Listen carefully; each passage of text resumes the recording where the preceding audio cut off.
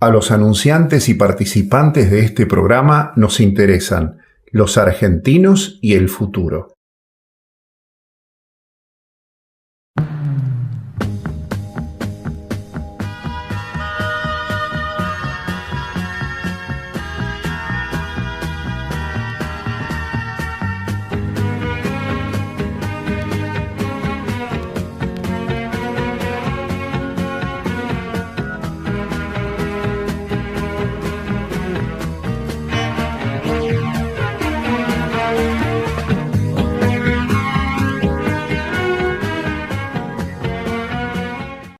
¿Qué tal? Buenas tardes. Bienvenidos al encuentro de hoy en Argentina Sociedad Anónima. Tenemos el gusto de compartir el programa con un invitado central en cuanto hace a nuestra actividad de este año del Magnus.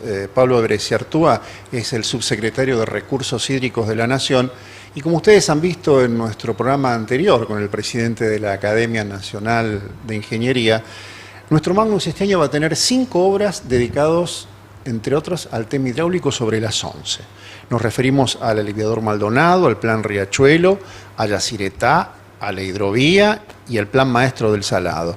Días pasados, dentro de las actividades del Día del Agua, que fue el 31 de marzo, Pablo, Así es. como subsecretario, pero al mismo tiempo como vicepresidente del Centro Argentino de Ingenieros, estuviste dando una exposición sobre las obras que tienen que ver sobre el tema hídrico en la Argentina, y en particular hablando sobre el recurso, que es el agua y del cual la Argentina tiene la fortuna de tenerlo, aunque lo tenemos de manera dispareja y bueno, hoy se está viviendo en algunos lugares del país. Empecemos por esto, por el recurso que tenemos.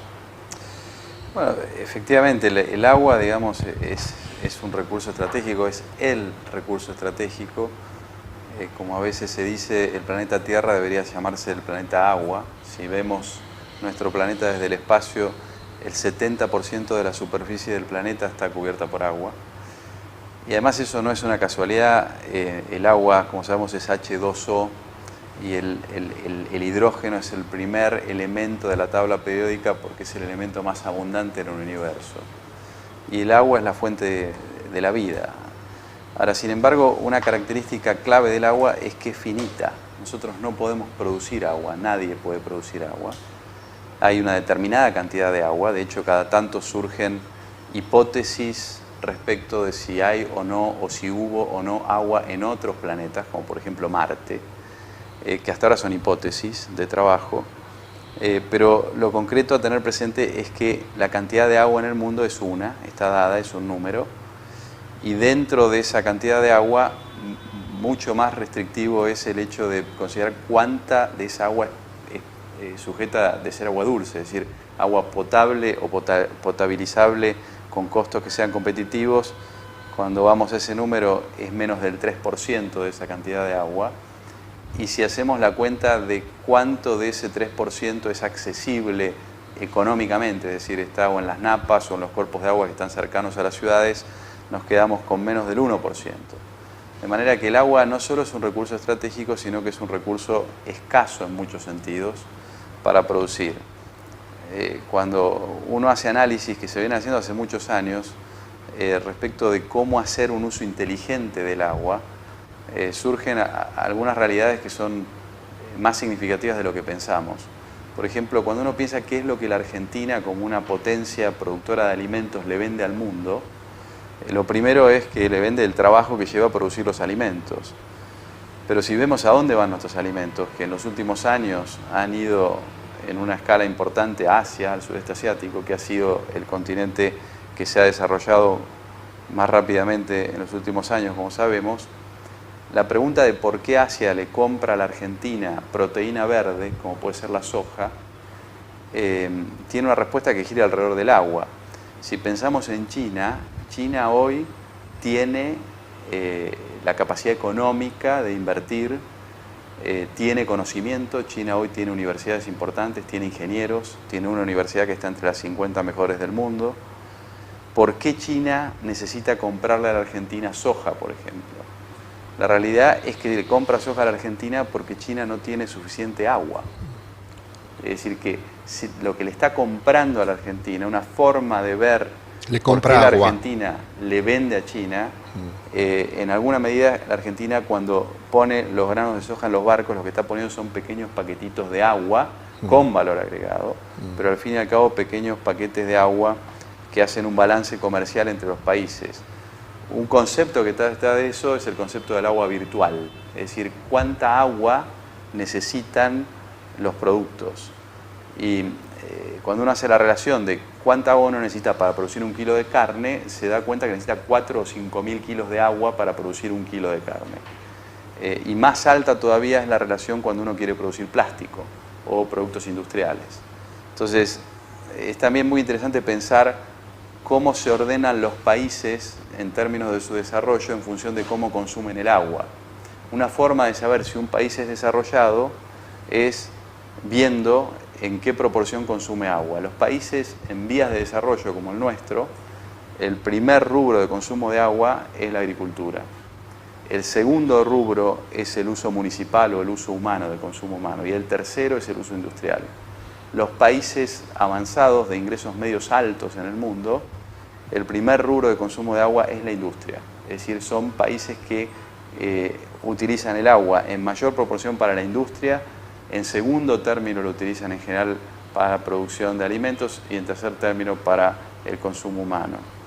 El agua es un recurso absolutamente estratégico y además es un recurso que nosotros aún no conocemos en su totalidad. Un aspecto interesante para tener presente qué conocemos y qué no del agua es tomar conciencia de que hay un fenómeno en la naturaleza clave para todos nosotros que lo podemos analizar y lo podemos escribir, pero no lo podemos resolver, que es ni más ni menos que la turbulencia. ¿Por qué nosotros no podemos saber cómo va a ser el clima en 45 días con certeza, y mucho menos en 2 o 3 meses con certeza? Cuestión que es absolutamente central. Por ejemplo, de eso depende cuánto va a valer la producción de alimentos en los próximos meses. Y dado que hay incertidumbre sobre todo sobre la oferta de alimentos que está atada al clima, hay mercados de futuros. La economía mundial está asociada a la incertidumbre que hay respecto del fenómeno hidrológico y meteorológico en el mundo. Y la realidad es que no lo podemos resolver porque si bien podemos anotar las ecuaciones, que en el caso de la turbulencia son las ecuaciones de Navier-Stokes, son 5 ecuaciones con 6 incógnitas. Entonces no las podemos resolver de manera completa y analítica, no lo podemos hacer nosotros ni lo puede hacer la NASA. Nadie lo puede hacer y hoy para manejarse sobre este conocimiento y tomar decisiones, como puede ser entender cuánto alimento va a haber de acá a 6 meses en un mercado y por lo tanto cuánto va a valer el alimento, la realidad es que tenemos que basarnos en niveles altos de incertidumbre. Entonces el agua es un factor clave de desarrollo y en este siglo, en estos años, va a ser un factor estratégico para lograr el desarrollo sostenible. Pablo, vos hablabas en tu exposición, y lo estás introduciendo, el tema de la capacidad agrícola de la Argentina, donde hoy tenemos depositada gran parte de nuestras expectativas de ingreso de divisas, y hablabas de la ampliación de la frontera agropecuaria, pero también hablabas del cómo. Sería bueno que cuentes este ejemplo, porque algo de lo que siempre de la Argentina hablamos es las obras por hacer, pero cómo se harán y quiénes las harán. Esta creo que es una parte interesante uniendo a lo que estabas comentando vos. Seguro, hoy la Argentina tiene en el gobierno nacional y en la visión del presidente, el ingeniero Mauricio Macri, una convicción de que el país necesita en los próximos años ingresar en una etapa de desarrollo de infraestructura. Tenemos un déficit muy concreto en términos de infraestructura en los rubros más básicos de la infraestructura.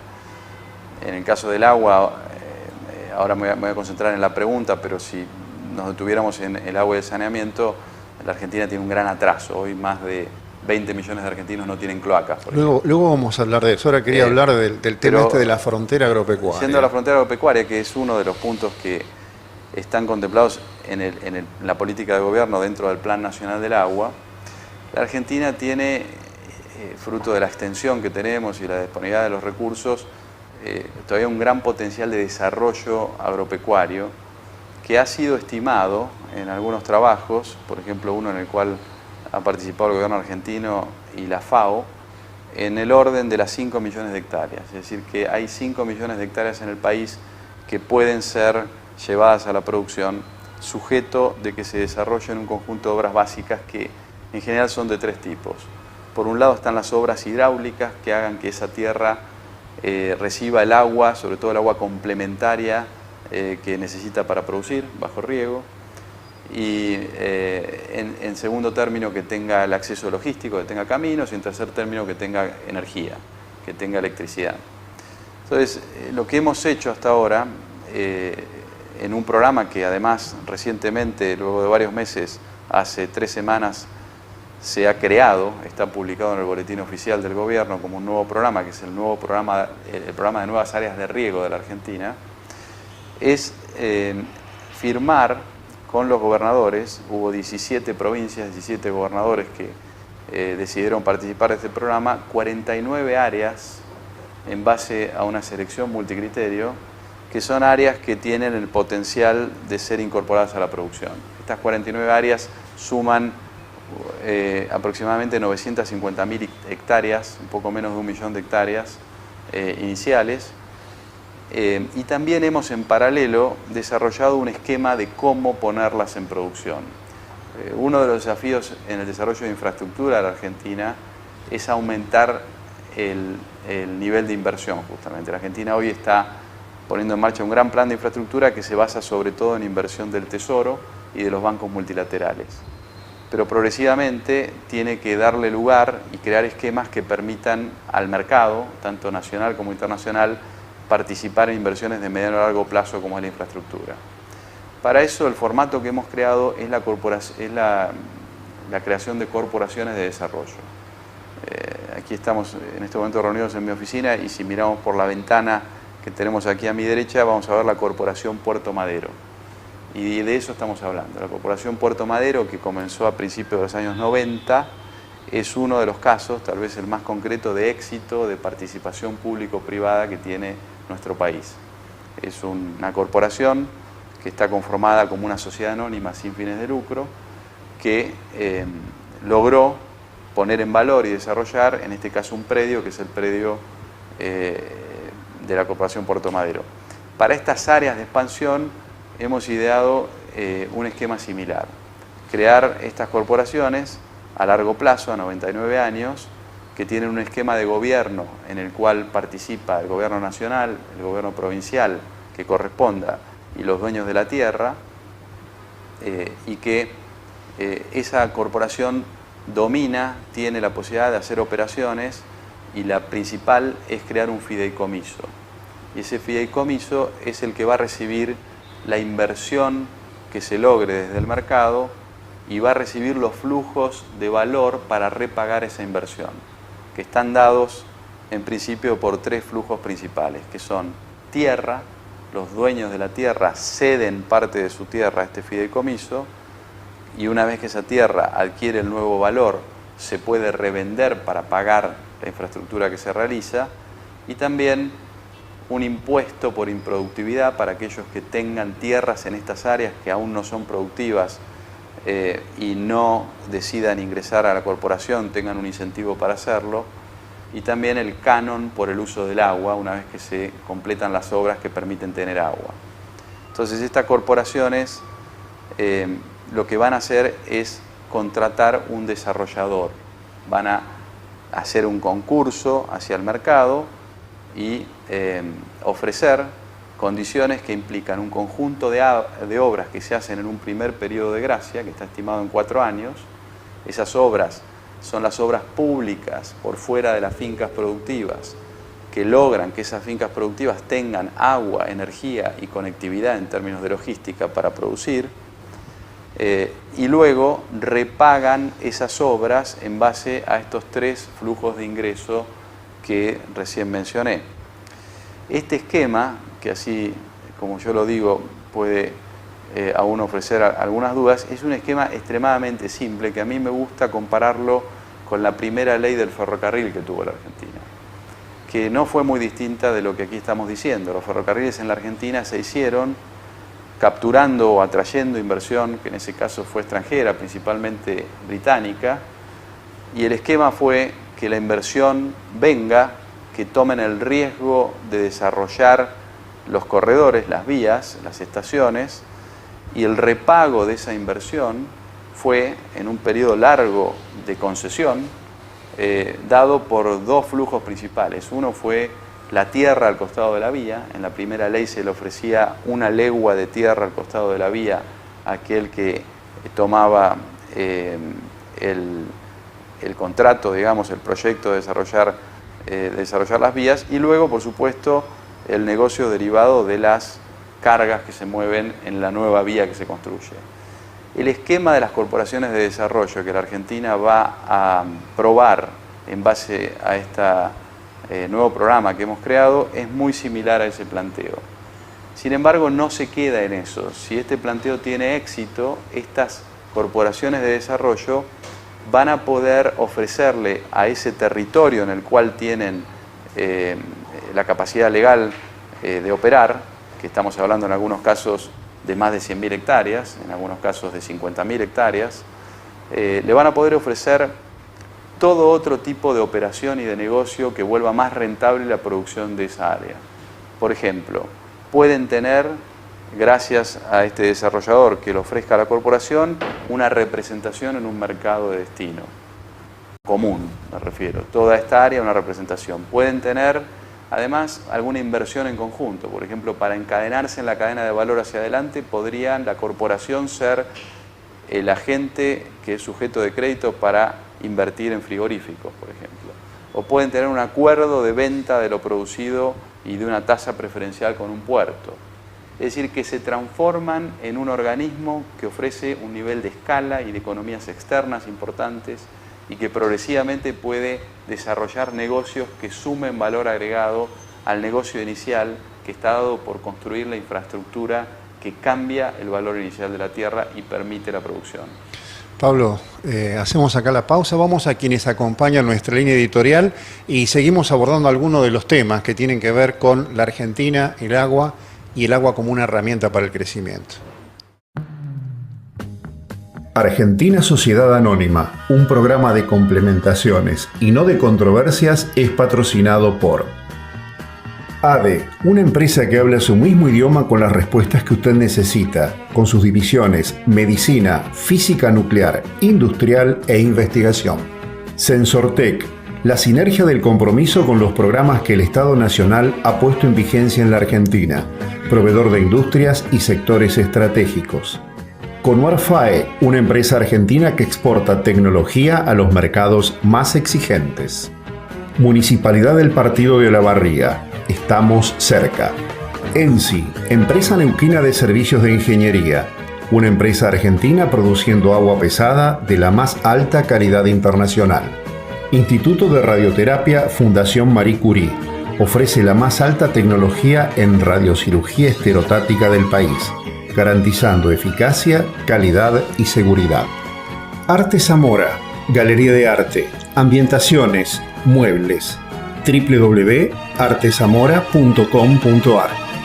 Copsol, empresa de ingeniería, proveedora de las industrias automotriz, aeronáutica y nuclear, 30 años de experiencia contribuyendo al desarrollo nacional. Municipalidad de Benito Juárez, cerca de todos. Profesión Salud, la publicación de la Fundación Comisión de Medicamentos, 16 años brindando información con los máximos especialistas en fármacos de América Latina. Transportes Cervemar, la seguridad de llegar. Municipalidad de Rufino, juntos por la innovación y el desarrollo de la ciudad.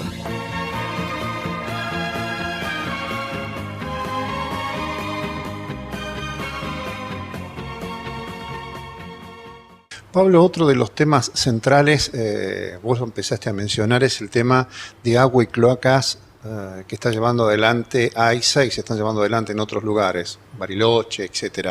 Contanos un poco AISA como ejemplo emblemático de lo que se quiere llevar adelante. Seguro, bueno, en el área metropolitana de la Ciudad de Buenos Aires tenemos todavía un desafío significativo.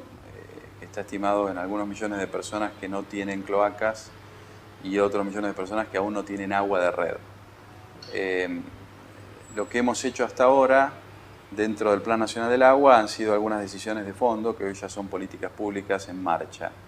Una de ellas es que hemos acordado con la provincia de Buenos Aires a mediados del año pasado, y ya es ley en la provincia de Buenos Aires, y eso me ha permitido a mí instruir al concesionario de la Nación, que es AISA en el área metropolitana, hacerse cargo de 9 partidos del área metropolitana que estaban, 8 de ellos, bajo la operación de la empresa APSA, que era de la provincia de Buenos Aires.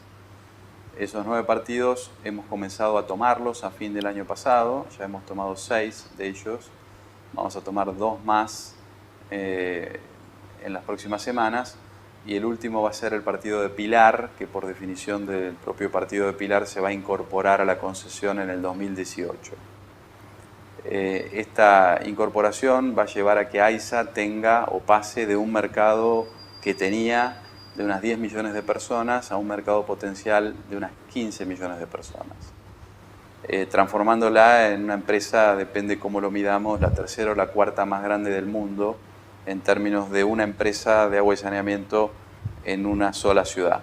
Así que la definición ya en marcha es que toda la mancha urbana del área metropolitana va a tener un solo concesionario, que es AISA, y acorde a eso hay en marcha un plan de inversiones muy significativo, con grandes obras, entre ellas la obra más grande que está financiando el Banco Mundial en este momento en el mundo de agua, se llama el Sistema Riachuelo, y es una obra que estamos construyendo a través de AISA, que comenzó efectivamente en junio del año pasado y que está cumpliendo sus plazos y va a tener un gran impacto. Se trata de una obra que representa un colector margen izquierda en todo el lateral de la ciudad, de unos 11 kilómetros de largo y unos 3,5 metros de diámetro. Luego esta obra va por debajo del riachuelo y tiene una estación elevadora muy importante en Dock Sud, una planta de pretratamiento que se está construyendo y una nueva estación elevadora para enviar los líquidos tratados a un emisario submarino de 12 kilómetros de largo y 5 metros de diámetro, que es uno de los emisarios más grandes del mundo también. Y el efecto que esto va a tener es que va a permitir que todas las aguas servidas de la Ciudad de Buenos Aires no se vuelquen más al riachuelo. Eso por sí solo va a significar una mejora significativa de la calidad de agua del riachuelo. Pues hiciste un comentario en tu exposición en el CAE, y es el hecho de la posibilidad que AISA se convierta en una empresa similar a la que está en Brasil, que cotiza en la Bolsa de Nueva York y que le permita acceder a fondos para llevar adelante todas estas obras, más las que tiene que llevar adelante, ¿no? Sí, eso es verdad. AISA es hoy la segunda empresa del país cuando la vemos como una empresa en términos de su presupuesto de operación más el presupuesto de inversión. Es una operación grande y la decisión que hemos tomado es avanzar hacia la calificación de la empresa, primero nacional y luego internacional. Y dado que el año pasado hicimos la corrección principal de tarifas de AISA, y hoy podemos decir que AISA cubre un porcentaje muy alto de sus costos operativos en base a la tarifa que cobra. Para hacer esto fue necesario en mayo del año pasado, como digo, aumentar de una manera significativa las tarifas, pero eso nos pone hoy en una condición de poder empezar a utilizar mecanismos que ofrece el mercado para financiar y a incrementar sobre todo el financiamiento en infraestructura. Uno de ellos que estamos evaluando y en el cual estamos avanzando es en la creación de un fideicomiso de garantía que capture un porcentaje de esa tarifa, posiblemente del orden del 40%, y lo haga de una manera rotativa por un periodo de 3 o de 4 años.